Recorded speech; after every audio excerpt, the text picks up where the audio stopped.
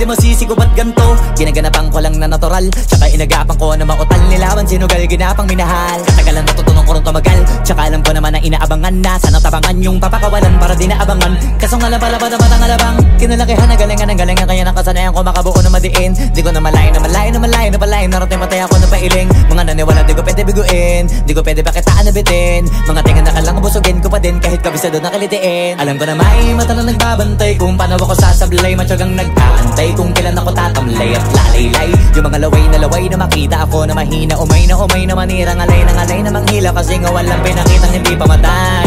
Na napasarap mag-rap ang daming nagbago mula nung kilalanin ang tao. Daming nagtulak sa'kin, palaging maging ganado, palaging takado, pag kumalaw palaging planado.